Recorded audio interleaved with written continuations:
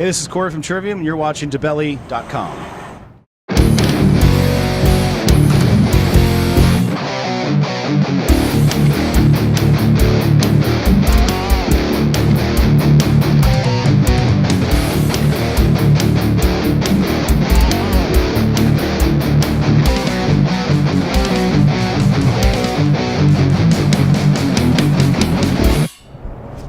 Hi, this is Dave from DaBelly. Today we're at the Marquee Theater in Phoenix with Corey from Trivium. Welcome. Hello, thank you. Good. First of all, welcome to Phoenix and enjoying a beautiful day here. I'm glad you guys got a chance to come when the weather was livable. Yeah. We're from Florida, so we're used to getting bombarded by heat all the time, so it's actually quite comfortable today. It's all good. Well, congratulations on Silence in the Snow. I know the record's been out for about a year. Are you happy with the reception that you've got, the enthusiasm from the fans? Yeah, it's been great. You know, every time I put out a record, kind of need the record to be out for a while so people can really kind of like digest, you know, what the whole record's all about. And, you know, every record we do is like, you know, got some kind of different angle on what our sound is. So usually it's, you get, you know, with any kind of band, you know, you put something new out with the internet and everything, you know, people have to, you want to be the first person to make a comment about, you know, every little thing you do. But once the record's, you know, been out for a while, you can really kind of see how the songs react live and just, so it's been really good. I think with this record, you know, we were able to finally crack, you know, radio, having a single that went top 10 that really was able to reach a lot of people that we knew would, you know, like our band, but for some reason just they don't really, I guess, go out and look for stuff. You kind of have to like bring it to them. So radio definitely opened the doors to reaching a lot of fans, and especially in the U.S. that we've been trying to get to. You know, playing all the rock festivals. There's, you know, 40,000 people out there, and you'd be like, a lot of people just kind of looking at you like, who the hell are you? So there's definitely a lot of rock fans out there, and you know, the song was able to really kind of bring a lot more people to, you know, or I guess our bands, you know, brought to their attention. So it's been going really well. So just kind of this is our last North American tour for the album. So we're kind of winding down for Silence in the Snow and kind of transitioning into, you know, getting to work on the next album. That's going to be exciting. We'll talk about that in a moment. Silence in the Snow is like every album Trivium puts out, it's a progression. You guys did some different things on this record. I mean, it's the first album that Matt sang completely clean vocals on. I read you dumped back into the 7-string guitars. I guess you must have been looking for that sound. Along with, just everything else in the album. What causes this? Is this a conscious move for you, or is it just something that happens when you guys hit the studio? We just kind of, after we do a record, the whole time we're touring for that record, it's always kind of just naturally kind of find what's the next thing that's going to kind of inspire us to have fun writing music, and what do we feel like playing that, you know, is exciting, you know, and we start writing, and it's just kind of, you know, this record, what it became was just kind of what we were just, as musicians and people, or just kind of what we were wanting to play, and what was, you know, to pick up an instrument and be inspired to write music. It was just kind of like, this is the sound that we wanted to do something different and really kind of push the boundaries of, you know, keeping all the elements of what makes up our band, but, you know, how can we make a record that doesn't sound like we're just repeating ourselves? And so it's kind of like every record's kind of has that approach where it's just kind of at that moment in time in our band's kind of the story of our band, you know, that chapter is something different, and it's kind of defining of where we're at as musicians, people, and a band at that moment in time. And, you know, people are, you know, I wish they'd do something like this again, but it's like, if we tried, it'd just be very like, it'd be like trying on purpose, and then it would sound like a shitty version of that. So we just have to just write what, you know, just kind of comes naturally. And for our band, it's always been something different. Other bands who kind of, they have their formula and sound, and they just kind of, they do their thing, which is great. But you know, for us, I think it's just, you know, it's kind of hard to kind of force ourselves to try to recapture or repeat a sound, you know, because it's just kind of like, we didn't really think about it when we did the other records. It's just kind of like, that's what happened, and just kind of follow that, I guess, ideal of just letting the music flow and just kind of see what happens. Some of the critics, when with this record, one of the critics wrote that this was a giant step forward into the mainstream for Trivium. Those are great words to hear if that is what you're seeking. Was this ever really conscious as far as reaching out, getting on the radio and all that stuff, or are you just putting out the music you love? Oh, we're very big fans of melody and just songwriting, and we just kind of approached it was we just wanted to write big anthemic songs, really focusing on the melodic hooks to where just anyone in general, if it's new fans or old fans, like as soon as they hear the song for the first time, they're like, by the time the chorus comes in a second time, it's like easy, they can sing along to it. So I think it was just like more just approaching as just songwriting, trying to write the best, catchiest songs we can write, and then hopefully you write great songs, people hear them, they like them. So with this record, it wasn't really thinking like mainstream, whatever, because the last couple records we've kind of been progressing at, Vengeance Falls, Strife was like, at that time was our, biggest charting song at radio, which kind of like opened the doors to when Until the World Goes Cold came out. We kind of already, people in that format, working at the radio stations had an idea who we were, and then it like kind of just kept building and more stations started adding it. So it's just great, especially in America, it seems like to really reach the highest percentage of rock metal fans around the country, it's like radio is still a really big, important thing to reach the masses. So you can get on radio. There's a lot of bands now that have been kind of pushing that format because you can see how important it is to a band's success. So, we were fortunate that that song that ended up breaking, when we were in the studio, that was not really like a song anyone was talking about like that would be a hit at radio. They were like, we tracked vocals for that first because we were kind of like, that's the sacrificial lamb of getting it started. And it was just, we always thought it was a cool track, but didn't really think it was like a radio, song that people would, play.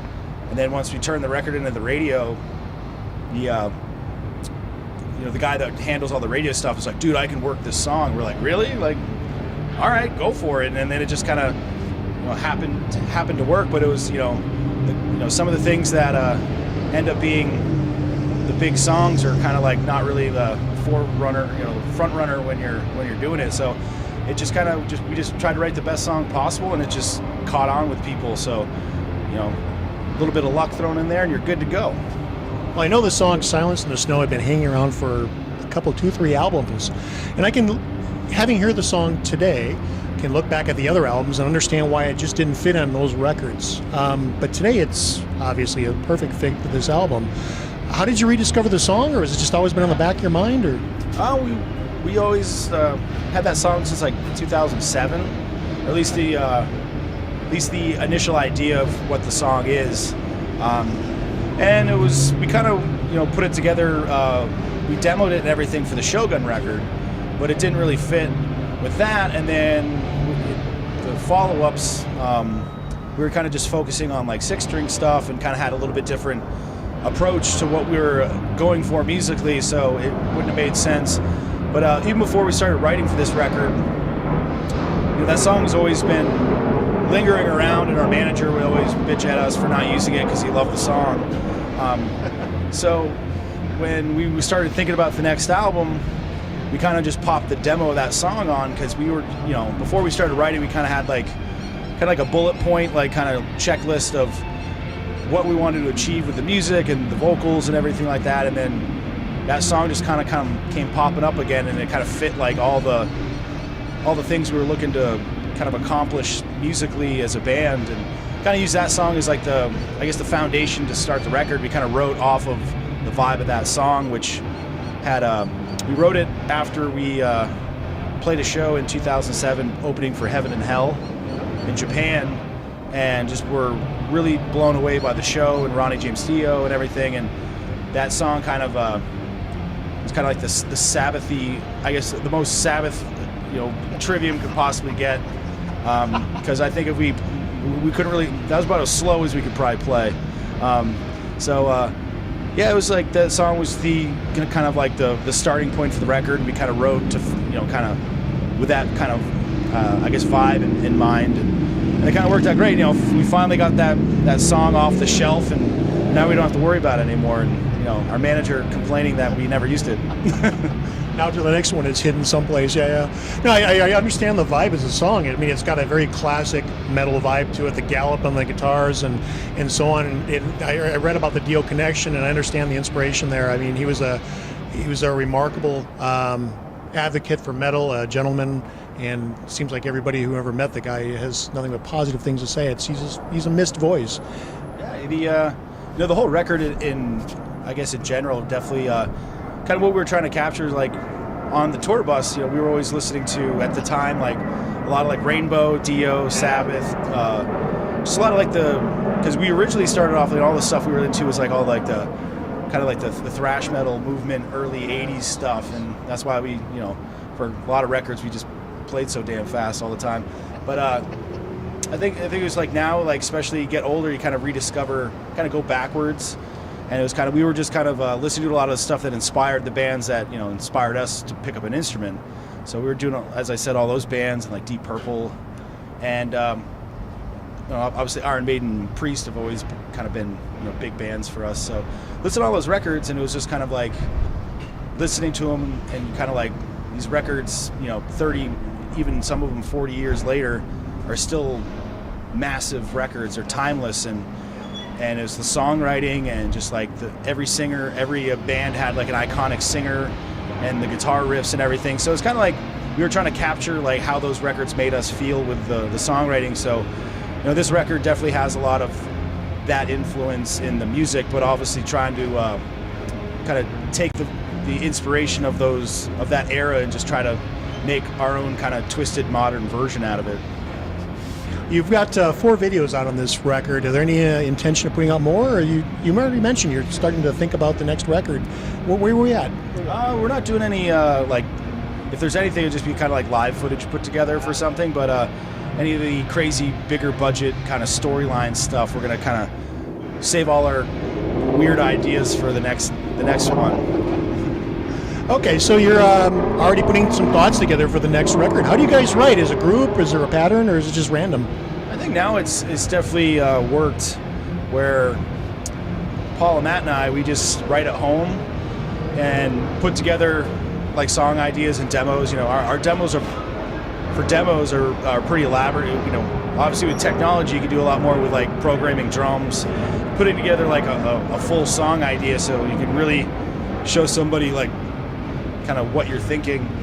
So we do that, like everyone writes at home and makes demos and Dropbox each other, and we just kind of get familiar with the song ideas and the riffs. Matt might work on some vocal stuff or lyrics, but I think the thing was a lot of bands kind of stop there and just kind of use the computer technology, make the stuff, go in the studio, record it, and we still kind of like to mix both worlds where we use the technology for songwriting, but then once everyone gets familiar with the idea, we go into our jam room and really make the song come to life with some stuff you do on the laptop. We start playing, we're like, it doesn't really feel natural of what we would do as a band. So we kind of like rewrite as a group, and a lot of this stuff with when we get in a room together and start bouncing ideas off each other is when the songs really kind of get to that next level where they really start coming together as full-on Trivium songs. So we're just kind of in the computer demo phase, and then once we have some time off tour where we can kind of get in there and start riffing out, we'll kind of have a better idea of where everything's going. So you mentioned this is your last part of the North American tour. I suspect you'll be getting off the road for the holidays, and then early next year you're into studios, writing? Yeah, we're to get done this tour, and then we're off for the rest of the year, and then we have one final tour in Europe, UK, for like 5 weeks or so, like January, February. But then after that, it's no shows until probably late next summer. So pretty much, besides a little bit of touring at the beginning of the year, the whole, I guess, middle spring, summer is just kind of all focusing on getting a new, I guess, CD, or in some cases just MP3s or streaming music. So so next year will be, hopefully we'll have some new product out for everyone to talk about. That's exciting. That's all I got today. Is there anything else you want to talk about? I guess pick up the record if you haven't got it, and stay tuned. the usual social media stuff for whenever we have something to share. Keep an eye out for it. Well, thank you for your time today. Appreciate it.